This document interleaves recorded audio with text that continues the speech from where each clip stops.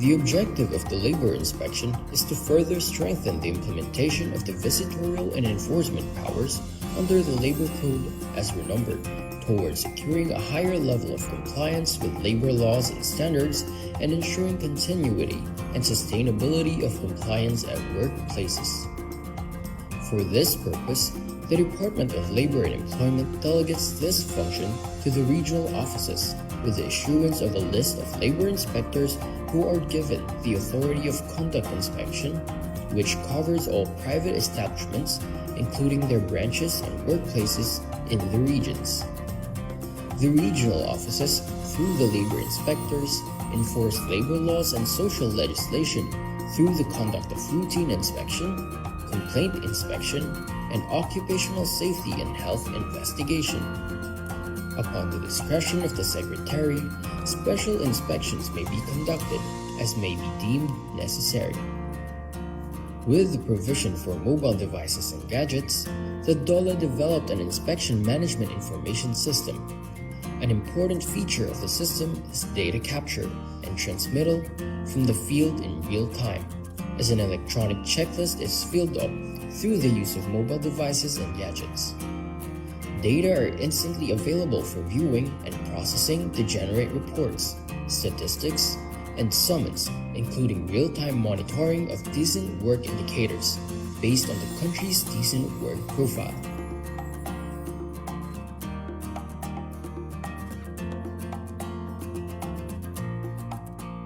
The TAV, or Technical and Advisory Visit, aims to provide assistance to the micro-establishments, or establishments that have 1 to 9 employees, to be sustainable, productive, and competitive.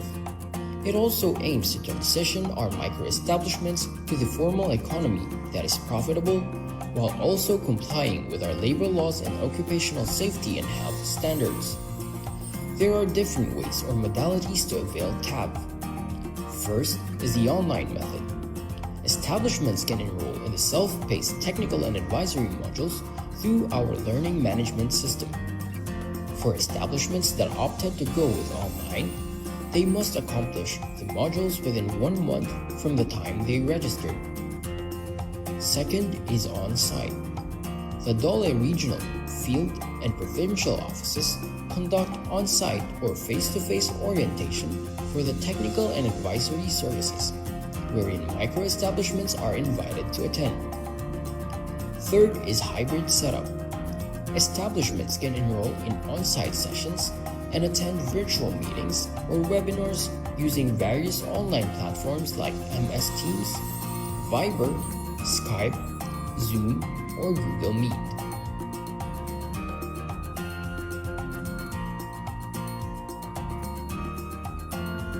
The establishment report system was created to streamline the documents and reports required from establishments in the private sector. Several administrative requirements will be submitted through this site as a central platform. Through this system, employers no longer need to physically submit establishment reports to DOLE since reportorial requirements can be completed remotely through the ERS. There are various types of report that can be submitted through the establishment report system. These are telecommuting report, job displacement report, flexible work, 13th month report, employer's work accident or illness report, and request for safety seal.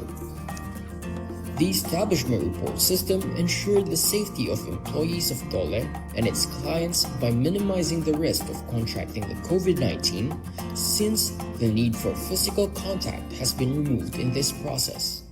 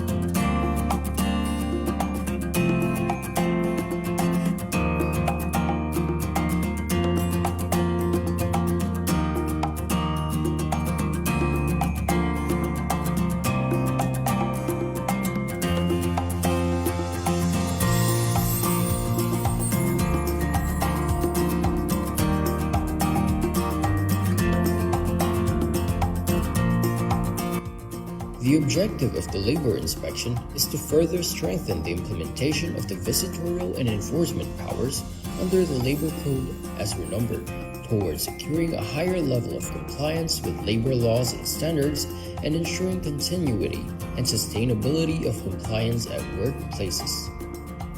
For this purpose, the Department of Labor and Employment delegates this function to the regional offices with the issuance of a list of labor inspectors who are given the authority of conduct inspection, which covers all private establishments, including their branches and workplaces in the regions.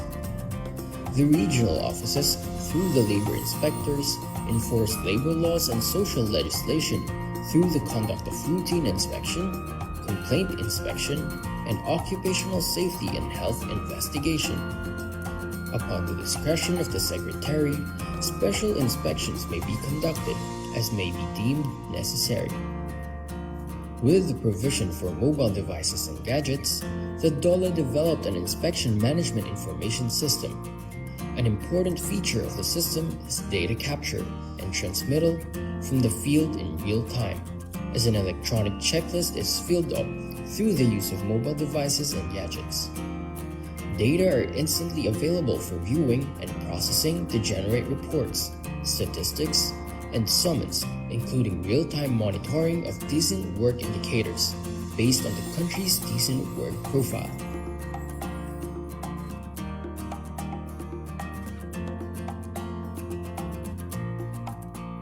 The TAV, or Technical and Advisory Visit, aims to provide assistance to the micro-establishments or establishments that have 1 to 9 employees to be sustainable, productive, and competitive.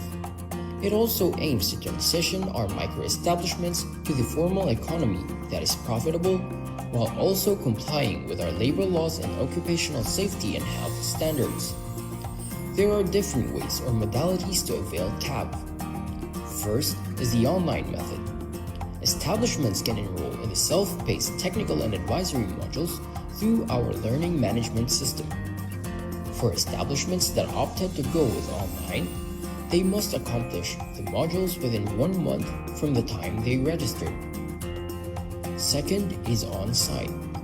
The DOLE Regional, Field, and provincial offices conduct on-site or face-to-face orientation for the technical and advisory services, wherein micro-establishments are invited to attend.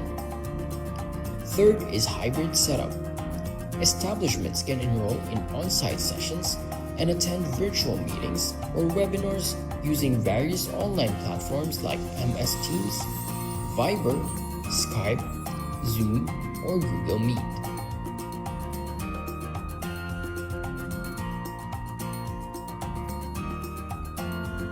The establishment report system was created to streamline the documents and reports required from establishments in the private sector. Several administrative requirements will be submitted through this site as a central platform. Through this system, employers no longer need to physically submit establishment reports to DOLE since reportorial requirements can be completed remotely through the ERS. There are various types of report that can be submitted through the establishment report system. These are telecommuting report, job displacement report, flexible work, 13th month report, employer's work accident or illness report, and request for safety seal. The establishment report system ensured the safety of employees of DOLE and its clients by minimizing the risk of contracting the COVID-19 since the need for physical contact has been removed in this process.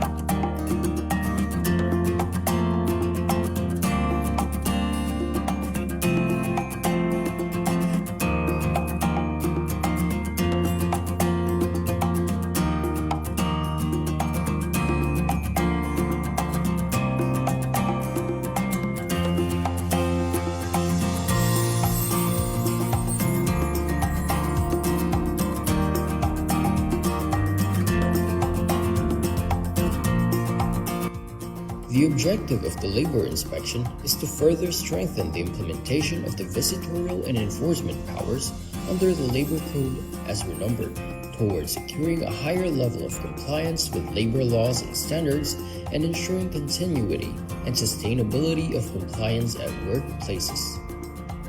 For this purpose, the Department of Labor and Employment delegates this function to the regional offices with the issuance of a list of labor inspectors who are given the authority of conduct inspection, which covers all private establishments, including their branches and workplaces in the regions.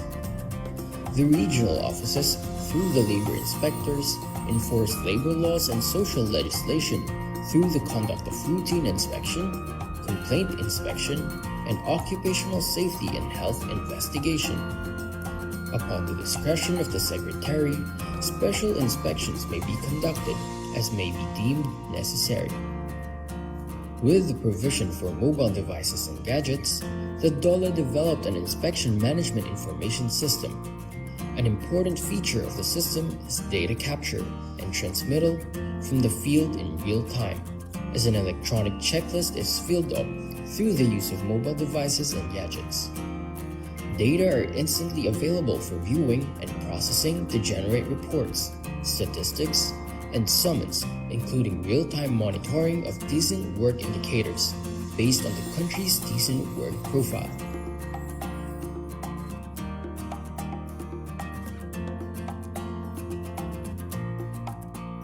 The TAV, or Technical and Advisory Visit, aims to provide assistance to the micro-establishments or establishments that have 1 to 9 employees to be sustainable, productive, and competitive. It also aims to transition our micro-establishments to the formal economy that is profitable while also complying with our labor laws and occupational safety and health standards. There are different ways or modalities to avail TAB. First is the online method. Establishments can enroll in the self-paced technical and advisory modules through our learning management system. For establishments that opted to go with online, they must accomplish the modules within 1 month from the time they registered.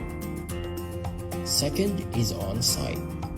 The Dole regional, field, and provincial offices conduct on-site or face-to-face orientation for the technical and advisory services, wherein micro-establishments are invited to attend. Third is hybrid setup. Establishments can enroll in on-site sessions and attend virtual meetings or webinars using various online platforms like MS Teams, Viber, Skype, Zoom, or Google Meet.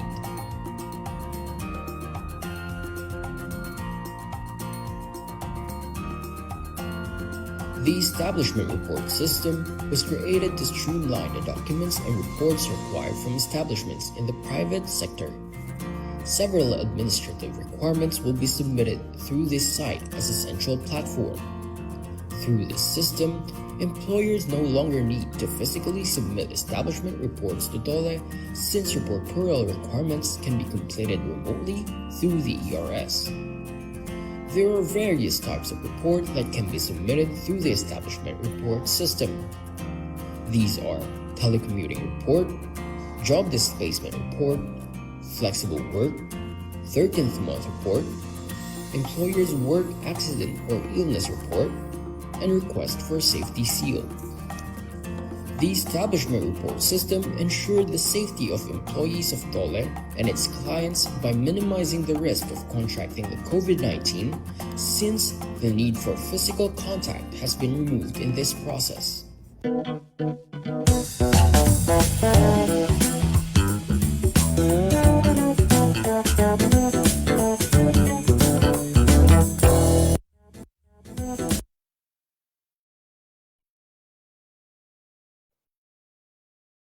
Good afternoon, everyone, and welcome back again for another episode of Webinar Wednesday of the Department of Labor and Employment, hosted by Bureau of Working Conditions. And I'm John Cesar Petate, Labor and Employment Officer C, and I will be your host for today's webinar entitled Workplace Policies and Programs on Tuberculosis.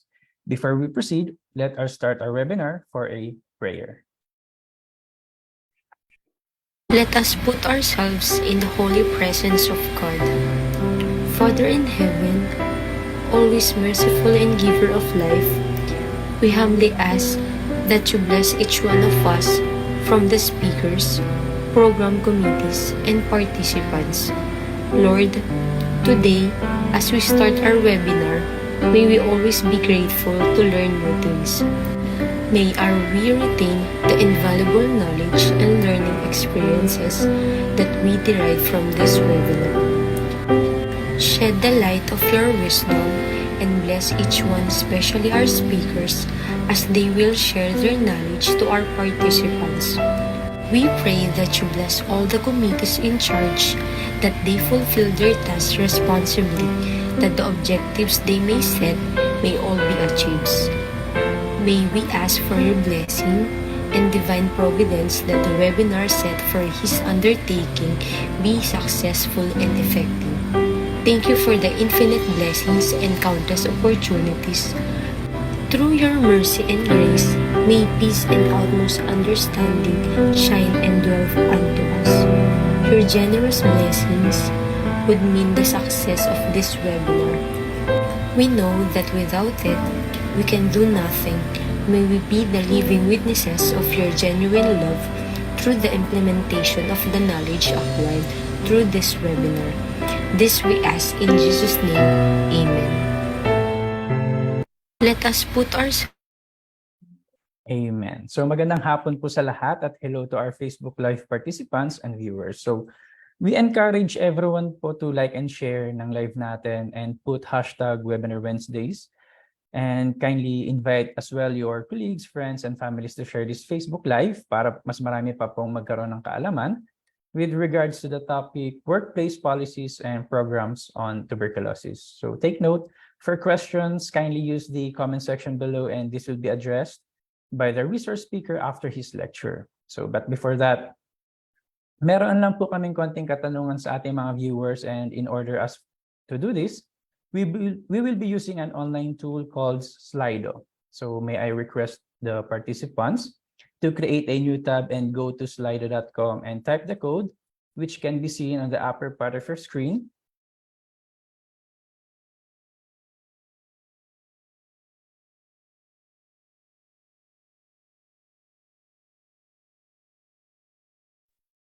Yan po. Paki-type na lang po ng code hashtag 1426962.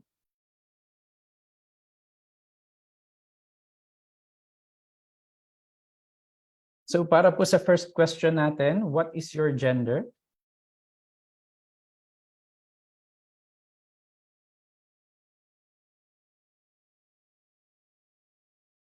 Okay, so halos nagtatay po ang participants natin. Meron tayong 50% nadagdagan po ang female natin ng 69%, and sa male naman po ay 30%.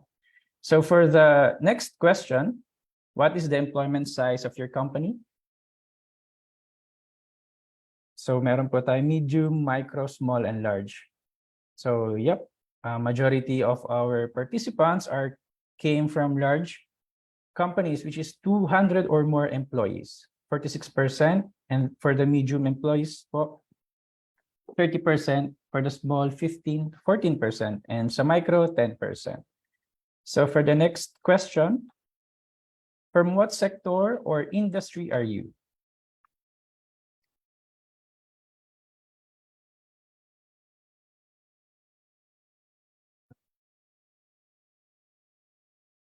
Okay. So meron po tayo, ang majority po nating participants ngayong episode ay galing sa others, which is 49%. Sa manufacturing naman po ay 24%, admin and support service 12%, accommodation and food services 5%, construction 5%, and wholesale and retail 5%. So thank you so much po sa mga nag-participate sa ating poll. So yun. Without further ado, let us now proceed to the discussion of our main topic today. So to explain and discuss work policies and programs on the tuberculosis, our speaker is a Labor and Employment Officer, FREE, assigned at the Program Management Technical Services and Support Division, Management Information System Unit of the Bureau of Working Conditions of DOLE. Please welcome our very handsome speaker, Mr. Jose Alfonso S. Cruz. All right, thank you very much, Sir Ses. Talagang handsome talaga. Handsome ka rin, sir. Thank you, thank you. Okay, again, I'm Aljo Cruz. I will be discussing workplace policies and programs on tuberculosis. So, ilatag muna natin kung ano yung mga topics na i-discuss natin for today. Una, tuberculosis, definition, causes, and symptoms. Of course, kailangan muna nating i-review, or para sa mga hindi pa alam kung ano yung tuberculosis, ay matutunan kung ano nga ba ang tuberculosis para maintindihan natin kung bakit natin kailangan ng mga batas at polisiya tungkol sa tuberculosis. Ikalawa, laws and policies related to tuberculosis. Ang una ay Executive Order 187, Series of 2003, and Republic Act Number 10767 of 2016. At ang ikatlo nating i-discuss ay DOLE issuances and policies related to addressing tuberculosis in the workplace. Ang una dito ay DOLE Department Order Number 73-05. Ang ikalawa ay DOLE Labor Advisory Number 21 Series of 2023. And ang ikatlo ay ang ECC Conditions for Compensability of TB. So mapapansin nyo, merong laws and policies, merong DOLE issuances. Mamaya, maintindihan natin kung ano yung pinagkaiba nila. Okay. So, punta na tayo sa tuberculosis, definition, causes, and symptoms. Ang unang tanong natin dito, ano nga ba ang tuberculosis?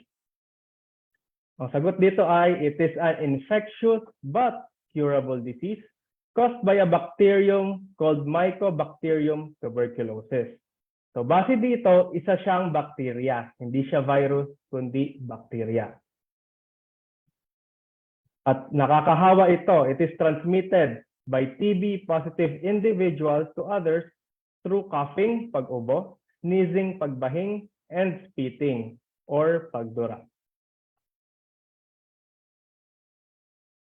And of course, kapag may sakit, merong sintomas. Ano-ano nga ba ang common symptoms ng tuberculosis?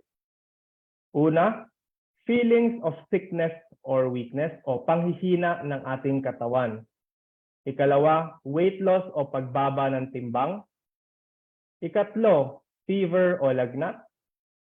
Pang-apat, night sweats o yung pinagpapawisan sa gabi. Ang kasunod ay coughing or pag-ubo. Next ay chest pain o pagsakit ng dibdib. At ang panghuli ay coughing off of blood o pag-ubo na may kasamang dugo. Again, tandaan natin, hindi lamang po ito ang natatanging symptoms ng tuberculosis. Meron pa pong iba. Ito lang po yung mga pinaka-common. And of course, kapag nagpakonsulta tayo sa ating doktor, sila po ang magde-determine kung mayroon nga ba tayong tuberculosis o wala. Mahalaga lang po na malaman natin ang mga common symptoms para kapag nakita natin ito sa ating sarili, ay ma-encourage tayo na magpa-check up na agad. Of course, kapag may sakit, merong negative effects sa atin yan, lalo kapag hindi natin ginamot. Ano-ano nga ba ang magiging epekto kapag hindi natin ginamot ang ating tuberculosis? Una ay social stigma. Ito yung pakiramdam ng pagkahiya sa ating sitwasyon na kahit hindi naman natin ginusto na magkasakit, minsan ginajudge tayo ng ibang tao, ay may TB yan, ay may sakit yan, layuan natin yan. So nakaka-apekto ito ng negatibo sa ating well-being. Ang ikalawa ay psychosocial distress. So dahil nga po, pakiramdam natin ay nasa panganib ang ating trabaho, hindi tayo kumikita dahil hindi tayo pumapasok, nai-stress tayo psychologically. Ang ating pag-iisip ay naguguluhan, natatakot tayo, baka mahawa yung ating mga kapamilya, baka nakahawa tayo ng ibang tao. So nagdudulot yan ng ating psychosocial distress kapag hindi natin ginagamot ang ating tuberculosis. Ikatlo, prolonged economic and financial losses. So ito nga, sinabi ko kanina, dahil may sakit tayo, hindi tayo makakapasok sa trabaho. Kung no work, no pay tayo, mahaba tayong hindi makakapagtrabaho kapag hindi natin ginamot ang ating TB. Ang kasunod ay permanent organ damage. So dahil po ang TB, kapag hindi natin ginamot, nagkokos po ito ng scarring sa ating baga or nasusugat po ang ating baga. At kapag po nasugat na ang ating baga, permanent na po yan. Kahit po magamot natin ang ating TB in the future, kapag po sugat na, ay magkokos po siya ng permanent effect sa atin. Maaaring bumaba na ang ating kapasidad sa paghinga, or mahirapan na tayong gumawa ng mga mabibigat na trabaho dahil damage na po ang ating baga. At ito po ang pinaka-ultimate na negative effect kapag hindi ginamot ang TB. Maaari po itong mag-cause ng kamatayan. Of course, hindi lang po sa ating mga individual o sa ating mga manggagawa, merong negative effects ang TB. Meron din po itong negative effects sa ating workplace o pook paggawa, pati na rin po sa mga namumuhunan. Ang una ay decreased productivity ng ating workplace. Dahil nga po mayroon tayong sakit or maaaring nakahawa pa tayo ng TB dahil hindi natin ito ginamot, bababa ang productivity ng ating workplace. Ikalawa, Dahil nga po, nagkakahawaan tayo ng sakit, bababa po ang moral ng ating workplace. Dahil natatakot tayo, baka may sakit na rin ako. Bakit ganito? Masama rin ang pakiramdam ko. Bababa po ang moral ng ating workplace. Minsan magsisisihan pa yan. Si ganito kasi hindi nagpagamot. Si ganyan kasi hindi nagpagamot. So yan po ay may negative effect sa ating workplace. Ang ikatlo ay prolonged economic and financial losses para po sa ating workplace. Dahil po mababa ang productivity, bababa ang kita at maaaring malugi ang ating kumpanya na pinagtatrabahuan o ang ating negosyo. So ayun po, maaari po tayong malugi kapag hindi po nagamot ang TB. At dahil nga po sa mga negative effects na aking na-discuss, kinikilala po ng ating gobyerno ang masasamang epekto ng TB. Kaya po sila gumawa. Kaya po tayo gumawa ng laws and policies para ma-address ang tuberculosis. Ang una po dito ay ang Executive Order number 187 series of 2003. Ito po ay pinirmahan ni former President Gloria Macapagal Arroyo. Dito po sa Executive Order number 187, inutusan niya po ang 17 government agencies. Yan po ang 17 government agencies, nandyan po ang DOLE. At inanyaya niya po ang 5 private sector organizations, yan po sila, na maging partners in the implementation of comprehensive and unified policy for the tuberculosis control in the Philippines. So yan po ang unang hakbang na ginawa ng ating gobyerno para sa pagsugpo ng TB. Kasunod po ito, gumawa po ng batas ang ating bansa, Republic Act number 10767 of 2016. Ito pong batas na ito ay nag-adopt ng isang multi-sectoral approach to tuberculosis response. Ano po ang ibig sabihin ng multi-sectoral? Ang ibig sabihin ng multi-sectoral ay hindi lamang gobyerno ang gumagalaw, kasama rin ang private sector at tayo, citizens, mga mamamayan. Ang ibig sabihin po nito, hindi lamang sinusolo ng gobyerno ang responsibilidad sa paglaban sa TB. Pinapalakas niya rin po ang kapasidad ng private sector at tayo mismo, mga mamamayan, upang iwasan, labanan at gumaling ang TB. Pinapalakas din ito ang pakikipag-ugnayan sa private sector at sa mga mamamayan.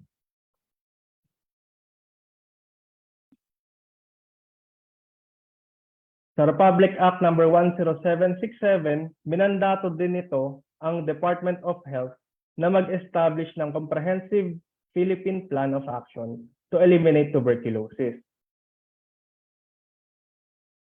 Ang nilalaman nito ay targets, prevention, technologies, linkages, monitoring, at disasters. Anong ibig sabihin natin sa target? Nilalaman nitong plan of action na ito ang paggawa ng strategy kung sa targeting ng sakit, sa pagresponde ng sakit. Sa prevention naman, kung paano ang tamang gawin upang maiwasan, ma-diagnose, magamot, at alagaan ang may sakit na TB. Sa technologies naman, ito ay tungkol sa pagtuklas at pagbuo ng mga bagong teknolohiya sa pag-diagnose at paggamot ng TB. Ang linkages naman, ang ibig sabihin nito ay pagpapalakas ng pag-uugnayan ng mga local at international organizations para sa education, research, advocacy, at dagdag na pondo. So, ang monitoring naman ay ang pag-review ng progreso sa pagsugpo ng sakit at sa disasters, ito ay ang pagbuo ng isang strategiya para sa agarang responde sa TB, lalo na sa mga pagkakataon na mayroong sakuna.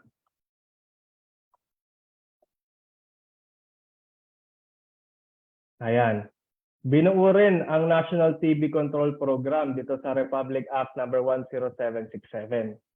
Dito, ang National Coordinating Committee at ang Regional Coordinating Committee ng Department of Health ay nagtutulungan upang mapalakas at suportahan ang nationwide capacity for program operations and bridging collaborative efforts between public and private sector.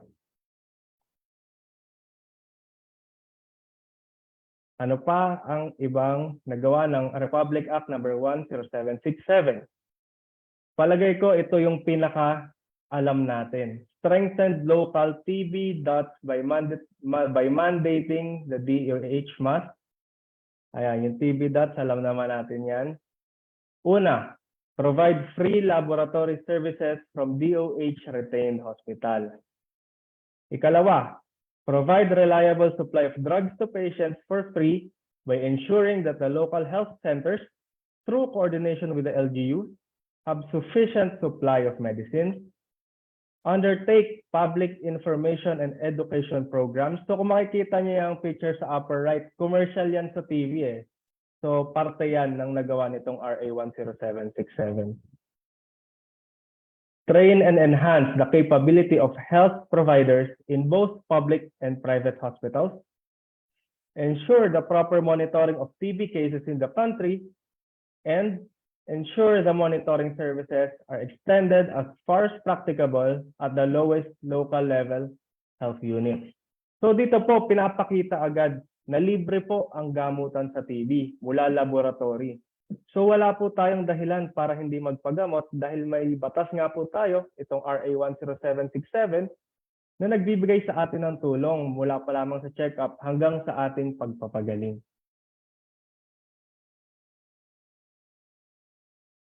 Okay.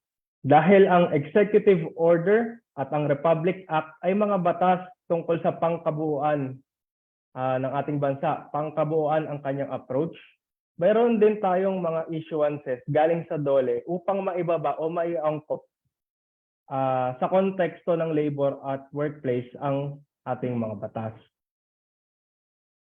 Ang una dito ay ang DOLE Department Order number 73-05. It was issued by the Department of Labor and Employment on 2005 pursuant to Executive Order number 187 series of, and it applies to all establishments, workplaces, and work sites in the private. Pansin po natin, so kung mapapansin po natin na sinulat po ito habang wala pa po yung batas, executive order pa lang. So, alright, sa DOLE Department Order number 7305, minandato po nito na mag-formulate and mag-implement po tayo ng TB prevention and control policy and program for all private establishments. So ano ba dapat yung nilalaman ng TB Workplace Prevention and Control program?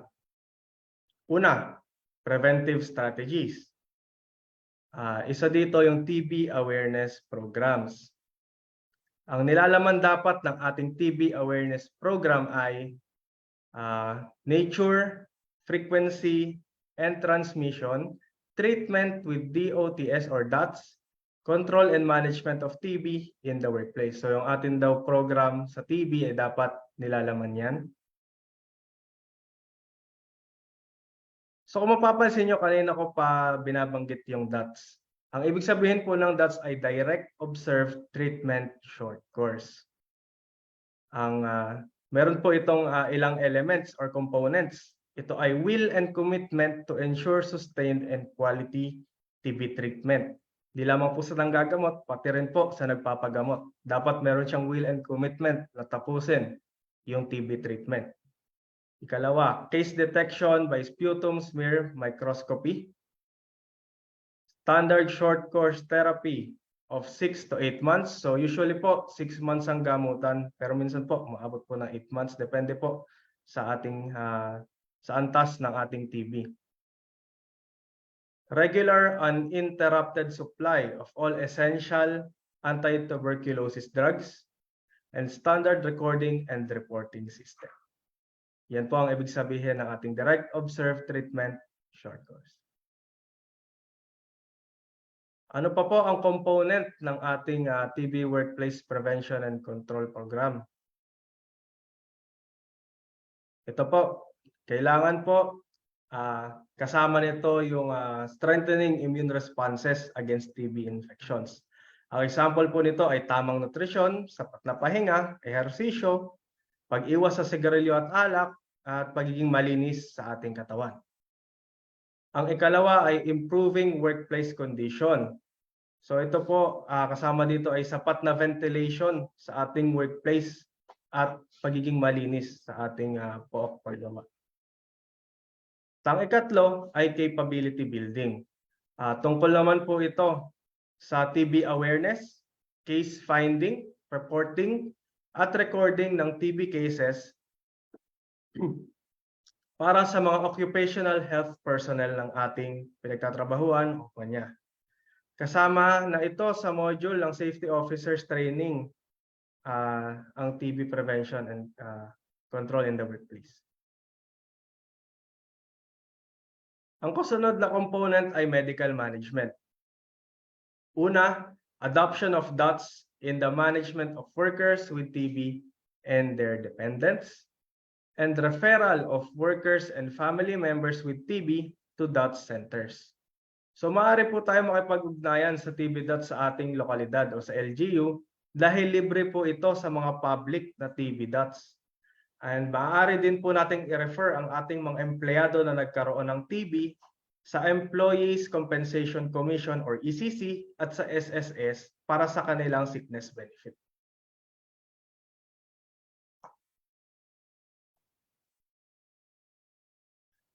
Ang kasunod po ay recording, reporting, and setting up a database. So ang ating TB Workplace Prevention and Control Program sa ating workplace ay dapat daw mayroong ganito: reporting of all diagnosed cases to appropriate Dole Regional Office using the annual medical report.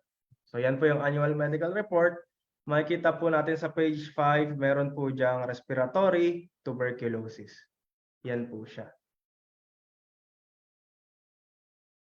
Next po, dapat meron din po tayong component sa social policy. Una, non-discrimination. Dapat po ang ating program ay may component nito para po hindi na bawal po kasi i-discriminate ang mga nagkaroon ng TB. Bagkus dapat po ang ating polisiya ay suportahan sila hanggang sila ay gumaling at makabalik sa trabaho. Pangalawa ay work accommodation. Maaari din natin silang bigyan ng alternative work arrangement, lalong-lalo na habang naggagamot pa sila, kung kaya naman nilang magtrabaho or kung mag-agree ang employee at ang employer. At ang ikatlo ay restoration to work. Dapat kasama po sa ating TB Workplace Prevention and Control Program ang steps kung paano sila babalik sa trabaho.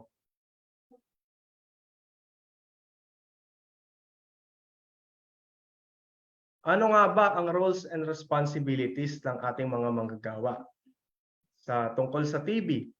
Una, kapag mayroon ka ng suspetsya na ikaw ay may TB, manghingi ka agad ng assistance sa iyong employer o dumiretso ka na sa iyong pinakamalapit na TB center para mag-screen. Ikalawa, kapag nalaman natin na tayo ay mayroong TB, sundin po natin ang prescribed treatment ng TB DOTS. Dahil po hindi po tayo pwede mag-miss ng pag-inom ng gamot or kapag bumuti na ng konti ang ating pakiramdam, maghinto ng paggamot dahil maaari pong maging drug resistant ang ating tuberculosis. Maaari pong yung gamot na ating iniinom ay maging resistant na doon yung sakit. So, kailangan pa nating uminom ng mas mataas na uri ng gamot upang magamot yung ating drug resistant na TB. Mas mahirap po yung gamutin, mas lalo pong tatagal ang ating gamutan. Imbis na 6 months, mas maaari pa pong humaba. At ano naman po ang role and responsibilities ng ating employers? Ito po ay pag-contact tracing at pag-refer sa ating TB DOTS facilities. Dahil tayo po sa ating paggawa sa ating workplace, alam naman po natin kapag nagkaroon po tayo ng kaso ng TB, i-refer rin po natin siguro yung ating mga iba pang empleyado na matitrace natin na nakakontak noong na nagkaroon ng TB para po tayo ay sigurado. Pangalawa, encourage to extend the TB program to workers, families, and respective communities as part of corporate social responsibility and OSH program. Yan po. Maaari rin po nating tulungan yung ating komunidad at ang mga kapamilya ng ating mga empleyado kung mayroon pong nagkaroon ng TB sa ating mga empleyado. Ang kasunod po ay ang DOLE Labor Advisory number 21 series of 2023. So kakalabas lang po ito nitong pagkakatanda ko ay September 15. So it was issued by the Department of Labor and Employment on September 2023 and it applies to all establishments, workplaces, and worksites in the public sector. Bakit naglalabas tayo ng Labor Advisory? Ito ay dahil meron po tayong mga bagong batas gaya ng Universal Healthcare Act at OSH Law na kailangan po nating kumbaga ma-cover din sa ating mga polisiya. Ano nga ba ang laman ng DOLE Labor Advisory number 21? Una ay access to health services. Sinasabi dito na ang pagsugpo ng TB sa ating workplace ay isang shared responsibility ng employers and employees. Ikalawa, employees undergoing OSH-related health examinations who have chest X-ray findings suggestive of TB may consult or be referred by their employers to private or public TB DOTS facilities. And access to PhilHealth Consulta Package, meaning pwede rin po nating i-refer sila sa PhilHealth Consulta Package. So dito sa pangalawa muna, OSH-related health examinations. Di ba po nagkakandak po tayo ng annual check-up sa ating mga empleyado? Maaari pong sa chest x-ray doon, makita po na parang suggestive of TB yung kanyang resulta. So kapag po ganon, pwede po natin silang i-refer sa ating TB DOTS facilities para po sigurado tayo na maayos ang kanilang kalusugan. Tungkol naman po sa consulta package, dito po sa PhilHealth Consulta Package, check-up pa lang ay may sagot na ang PhilHealth. Ang ikalawa pong laman ng DOLE Labor Advisory number 21 ay work accommodation and arrangements. So sinasabi dito na ang employers ay encouraged to provide the following, especially during the usual 14-day infectious phase of DOTS treatment process. Sinasabi dito na 14-day infectious phase. Anong ibig sabihin nito? Usually po kasi kapag na-detect ang TB, habang ginagamot siya, the first 14 days, doon lang siya infectious. After 15 days, usually, hindi na siya nakakahawa. Usually, pwede na siyang bumalik sa trabaho, pero yun ay kung i-clear siya ng DOTS facility. Okay? So ito daw yung mga ine-encourage to provide. Una ay paid leave benefit on top of existing leave benefits under the company policy, collective bargaining agreement, the Labor Code of the Philippines, and special laws. Flexible work arrangement, rescheduling of work hours, and adoption of other work arrangements including telecommuting and other benefits. Ang ikatlong nilalaman ng DOLE Labor Advisory number 21 ay confidentiality of records and reporting of requirements. Una, sinasabi dito na ang mga records, medical records pertaining to TB patients shall be handled in accordance with RA 10173 or the Data Privacy Act. Meaning, hindi po natin siya pwedeng kita sa iba and it should be kept on lock and key. Ang makakita lang po nito ay ang ating medical personnel. Employer shall submit to DOLE Regional, Provincial, Field Office which has jurisdiction over the workplace and the annual medical report indicating number of employees who underwent chest x-rays and number of diagnosed cases of TB. So here are important links. I-share natin ito sa ating comment section. Andiyan yung National Tuberculosis Control Program webpage, PhilHealth Consulta Benefit Table, list of accredited Consulta package providers, and PhilHealth Consulta registration form. So i-share po yan sa ating comment section.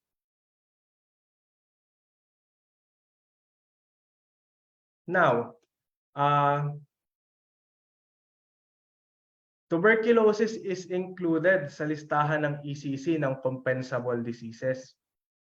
So ayan, number 27 siya.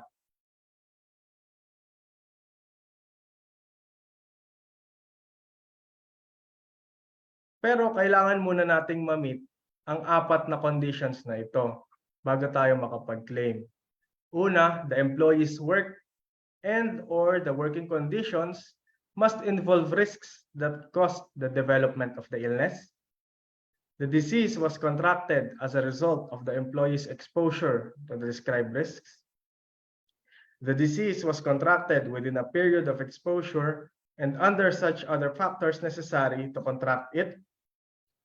And there was no deliberate act on the part of the employee to disregard the safety measures or ignore established warning or precaution. Ayan. Pag na-meet natin yung 4 na yan, tapos nandito tayo sa listahan ng compensable diseases, pwede po tayong mag-claim sa ECC. Para po sa dagdag informasyon, pwede po tayong pumunta sa website ng ECC, which is ecc.gov.ph, or pwede rin po tayong tumawag sa kanila 899-4251. Again, 899-4251. All right, and that is it for my discussion. Sana po marami tayong natutunan. And kung may questions po tayo, again, let's use the comment section and sasagutin po natin yan. Thank you again and see you on the next time. Thank you. Thank you so much, Mr. Aljo, for that knowledgeable discussion regarding workplace policies and programs on tuberculosis. So let us now proceed in answering questions submitted by our participants today. So, Sir Aljo, ready ka na ba sa mga tanong ng ating participants?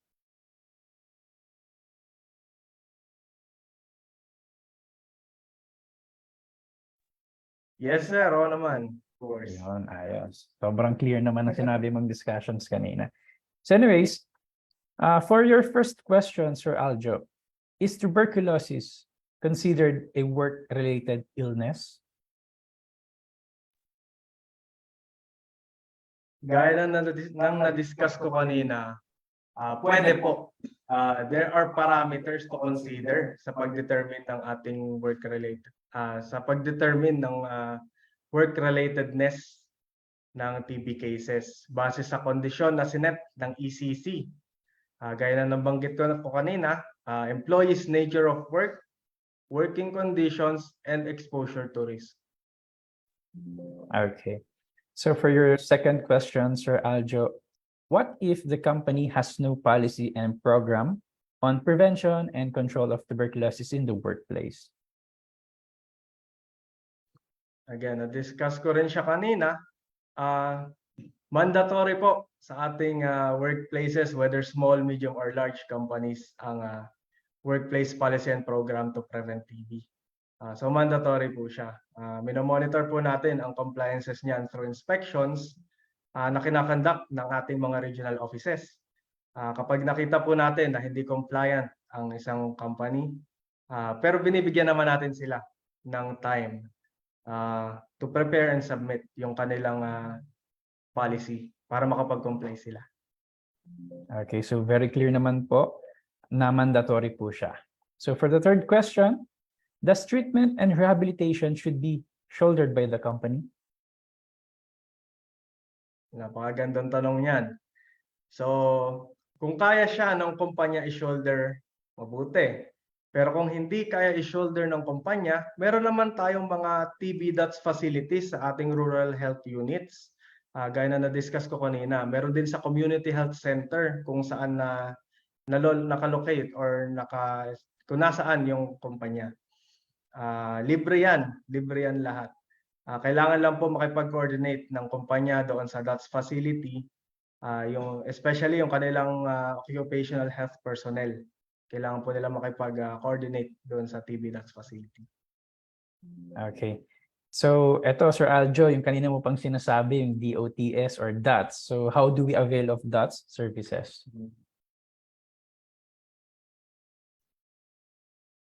Ayan, na-discuss ko rin yan kanina, yung Labor Advisory 21 Series of 2023, yung kakalabas lang.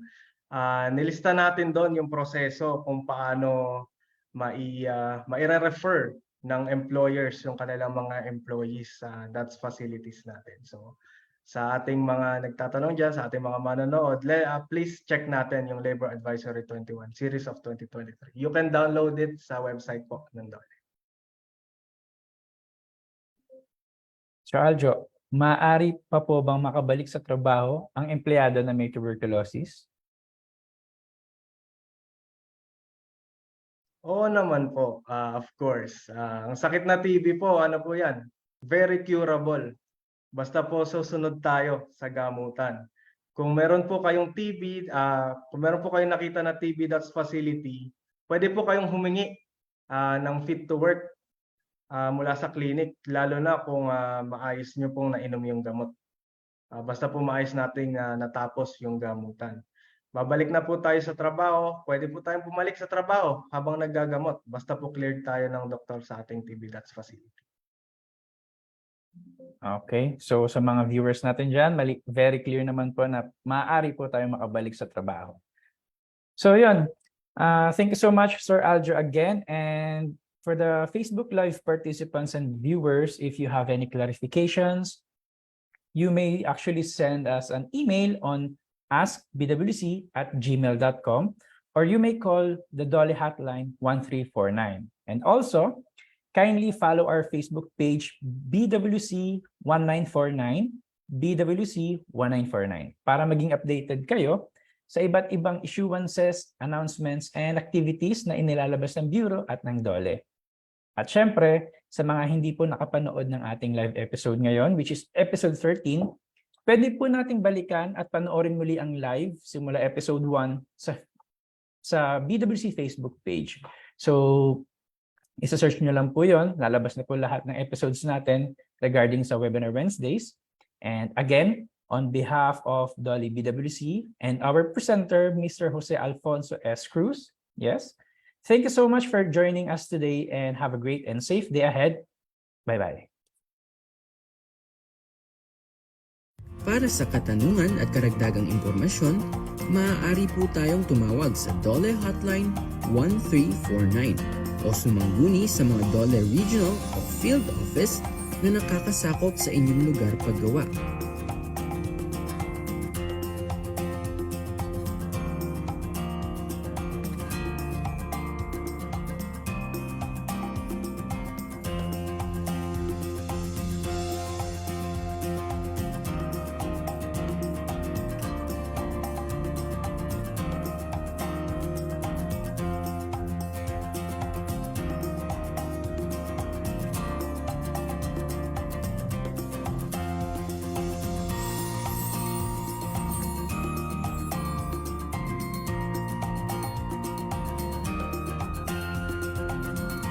Thank you.